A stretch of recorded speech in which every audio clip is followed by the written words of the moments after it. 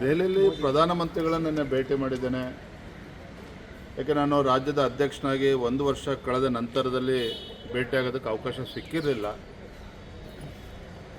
ನಿನ್ನೆ ದಿನ ನನಗೆ ಒಂದು ಅಪಾಯಿಂಟ್ಮೆಂಟ್ ಕೊಟ್ಟಂಥ ಸಂದರ್ಭದಲ್ಲಿ, ಸಮಯ ನಿಗದಿಯಾದಂಥ ಸಂದರ್ಭದಲ್ಲಿ ಹೋಗಿ ಅವ್ರನ್ನ ಭೇಟಿ ಮಾಡಿ ಆಶೀರ್ವಾದವನ್ನು ಪಡೆದುಕೊಂಡಿದ್ದೇನೆ. ಅಂಥ ಒಂದು ಕೆಲಸದ ಒತ್ತಡದ ನಡುವೆಯೂ ಸಹ ಸುಮಾರು 15 ನಿಮಿಷಗಳ ಕಾಲ ಭಾಳ ಸಮಾಧಾನದಿಂದ ನನ್ನ ಮಾತನ್ನು ಆಲಿಸಿದ್ದಾರೆ. ಸಂಘಟನೆ ದೃಷ್ಟಿಯಿಂದ ಕೂಡ ಒಂದೆರಡು ಸಲಹೆಗಳನ್ನು ಕೂಡ ನೀಡಿದ್ದಾರೆ. ಭಾಳ ಒಳ್ಳೆಯ ಒಂದು ಮಾತುಕತೆ ಆಗಿದೆ. ಈ ಯಡಿಯೂರಪ್ಪ ಅವರ ಬರ್ತಡೇ ಸಮಾವೇಶದ ಬಗ್ಗೆ ಏನು ಹೇಳ್ತೀರಿ ಸರ್? ರೇಣುಕಾಚಾರ್ಯ ಅವರಿಗೆ ಅಷ್ಟೇ ಪತ್ರಿಕೆ. ರೇಣುಕಾಚಾರ್ಯ ಅವರು, ನಮ್ಮ ಕಟ್ಟನಾಯ್ಡು ಅವರು, ಲಕ್ಷ್ಮೀನಾರಾಯಣ ಅವರು, ಎಲ್ಲ ಪಕ್ಷದ ಮುಖಂಡರು, ಮಾಜಿ ಶಾಸಕರು ಎಲ್ಲರೂ ಕೂಡ ಬಂದಿದ್ದಾರೆ. ನಾನು ಅವ್ರು ಬರ್ತಾರೆ ಅಂತ ಗೊತ್ತಾದಾಗ ನಾನೇ ಅವ್ರು ಕಾಯ್ತಾ ಇದ್ದೆ, ಮಾತನಾಡಿದ್ದೆ. ನಾನು ನಮ್ಮ ಮುಂದೆ ಇರುವಂಥ ಗುರಿ ಈ ಡಿಸೆಂಬರ್ 30 ಒಳಗೆ ಅಧ್ಯಕ್ಷಗಳು ಆಯ್ಕೆಯೂ ಕೂಡ ಆಗಬೇಕು, ಜಿಲ್ಲಾಧ್ಯಕ್ಷರು ಆಯ್ಕೆ ಆಗಬೇಕು. ಈ ನಿಟ್ಟಿನಲ್ಲಿ ನಿಮ್ಮ ಸಮಯವನ್ನು ಸದುಪಯೋಗ ಪಡಿಸ್ಕೊಳ್ಬೇಕು, ಸಂಘಟನೆ ಶಕ್ತಿ ತುಂಬತಕ್ಕಂಥ ಕೆಲಸ ಮಾಡಬೇಕು. ಯಾರ ವಿರುದ್ಧ ಹೇಳಿಕೆ ಕೊಡೋದಾಗಲಿ, ಹುಟ್ಟಿದಬ್ಬ ಮತ್ತೊಂದು ಯಾವುದು ಕೂಡ ವಿಚಾರ ಚರ್ಚೆ ಮಾಡ್ತಕ್ಕಂಥ ಪ್ರಶ್ನೆನೇ ಇಲ್ಲ. ಅದ್ರ ಬಗ್ಗೆ ನಾವು ಯಾರು ಸದ್ಯಕ್ಕಂತೂ ಆಲೋಚನೆ ಮಾಡಿಲ್ಲ.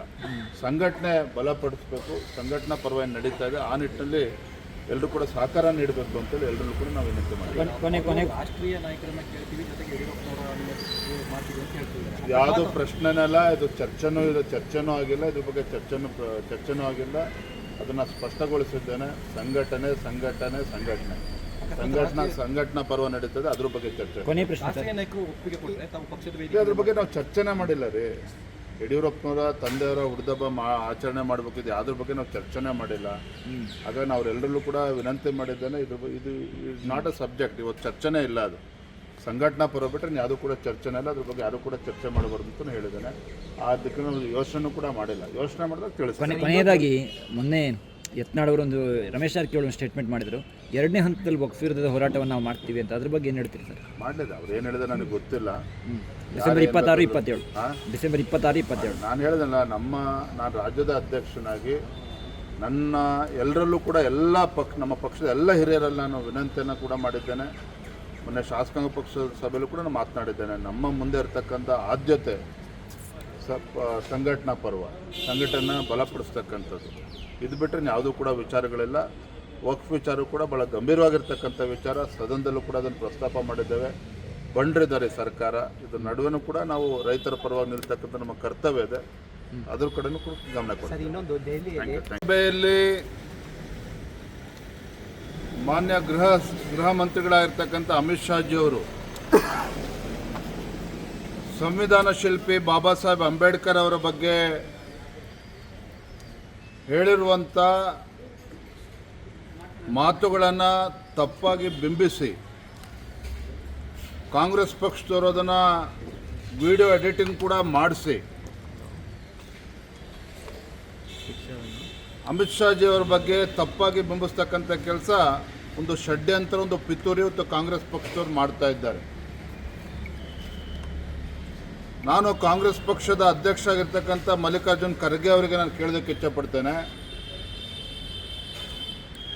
ಬಾಬಾ ಸಾಹೇಬ್ ಅಂಬೇಡ್ಕರ್ ಅವರಿಗೆ ಅವಮಾನ ಮಾಡಿರ್ತಕ್ಕಂಥ ಪಕ್ಷ ಇವತ್ತು ಯಾವ್ದಾರು ಇದ್ರದ್ದು ಕಾಂಗ್ರೆಸ್ ಪಕ್ಷ.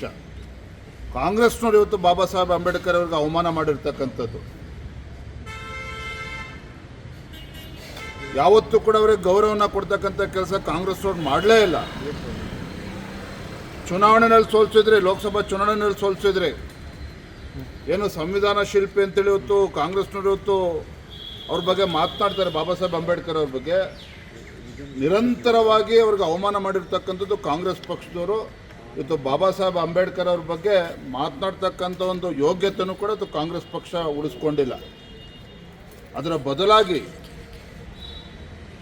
ಸಂವಿಧಾನ ಶಿಲ್ಪಿ ಬಾಬಾ ಸಾಹೇಬ್ ಅಂಬೇಡ್ಕರ್ ಅವರಿಗೆ ಗೌರವ ತರ್ತಕ್ಕಂಥ ಕೆಲಸ ಮಾಡಿದ್ದಾರೆ ಅಂತ ಹೇಳಿದ್ರು ಭಾರತೀಯ ಜನತಾ ಪಾರ್ಟಿ ಮಾಡಿದೆ, ಪ್ರಧಾನಮಂತ್ರಿ ನರೇಂದ್ರ ಮೋದಿಜಿಯವರು ಮಾಡಿದ್ದಾರೆ, ಅಮಿತ್ ಶಾಜಿಯವರು ಮಾಡಿದ್ದಾರೆ. ಬಾಬಾ ಸಾಹೇಬ್ ಅಂಬೇಡ್ಕರ್ ಅವರ ಜೀವನದಲ್ಲಿ ಪ್ರಮುಖ ಸ್ಥಳಗಳನ್ನು ಇವತ್ತು ಪಂಚತೀರ್ಥಗಳನ್ನಾಗಿ ಇವತ್ತು ಅಭಿವೃದ್ಧಿಗೊಳಿಸಿ ಇವತ್ತು ಇಡೀ ಪ್ರಪಂಚಕ್ಕೆ ಬಾಬಾ ಸಾಹೇಬ್ ಅಂಬೇಡ್ಕರ್ ಅವರ ಒಂದು ಗೌರವನ ತರ್ತಕ್ಕಂಥ ಕೆಲಸ ಭಾರತೀಯ ಜನತಾ ಪಾರ್ಟಿ ನರೇಂದ್ರ ಮೋದಿಜಿಯವರು ಮಾಡಿದ್ದಾರೆ.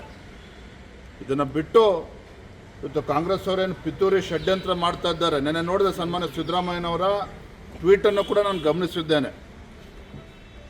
ಸಿದ್ದರಾಮಯ್ಯನವರೇ, ಭ್ರಷ್ಟಾಚಾರದಲ್ಲಿ ಮುಳುಗಿರ್ತಕ್ಕಂಥ ತಾವುಗಳು 3 ತಿಂಗಳ ಹಿಂದೆನೇ ತಾವು ಮುಖ್ಯಮಂತ್ರಿ ಸ್ಥಾನಕ್ಕೆ ರಾಜೀನಾಮೆ ಕೊಡಬೇಕಾಗಿತ್ತು, ಅದನ್ನು ಮಾಡಲಿಲ್ಲ ನೀವು. ಈಗಲೂ ಕೂಡ ಕಾಲ ಮಿಂಚಿಲ್ಲ.